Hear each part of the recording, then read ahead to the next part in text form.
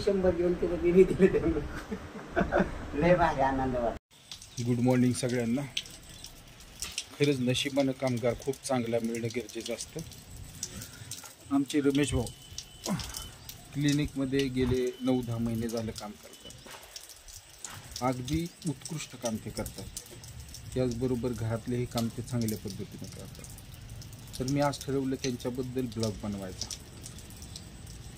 फरशी पुसण्यापासून ते गार्डन स्वच्छ करण्यापर्यंत सकाळ ते संध्याकाळ खूप कष्टाळू लोक आहेत आणि त्यांचा मोबदला त्यांना मी पुरेपूर देतो। तर बघूया आजच्या ब्लॉगमध्ये काय होतंय। सकाळ सकाळ रमेश भाऊंनी एकदम स्वच्छ गार्डन केलं। असे प्रामाणिक कामगार मिळायला खरंच नशीब लागतं। गार्डनची सगळी स्वच्छता,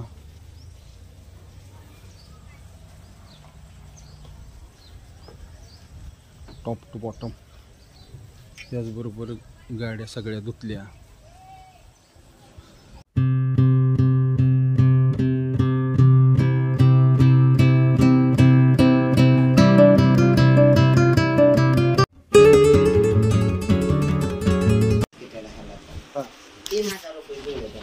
बर मी बी 100 घेऊन तिथं बिबी दिले त्यांना लय भारी आनंद वाटला। कारण ही वेळ परत येत नाही। आता त्यांना लाख रुपये देऊन उपयोग नाही, पण रात्री 100 देणं हे लय महत्वाचं। खरं आहे।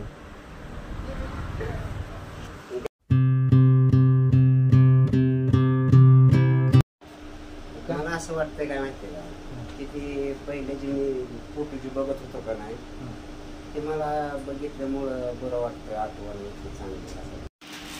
वेरीबॅग कंपनीचं आज गिफ्ट आलं बरं का। गिफ्टचं आता अनबॉक्सिंग घरी गेल्यावर होईल। दिवसात किती वेळा फरशी पुसताय तुम्ही? 2-3 वेळा पुसतो ते।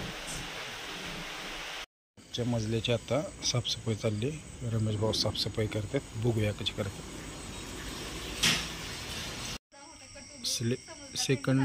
दुसऱ्या मजल्याची साफसफाई करताना रमेश भाऊ वरून सुरुवात करत आले, आता खाली दुसऱ्या मजल्यावर। रात्रीच्या वेळेस ज्यावेळेस फरशी पुसायचं काम चालू असतं त्यावेळेस आम्ही सगळे गार्डनमध्ये येऊन बसतो आणि ही असं मांजराबरोबर खेळत बसतात कुशाल। हे आमचं मांजर आणि आम्ही दोघं आपलं निवांत असं बसलेलो असतो, त्यांच्याकडे बघत, त्यांच्या हालचाली बघत बसलेलो असतो आम्ही।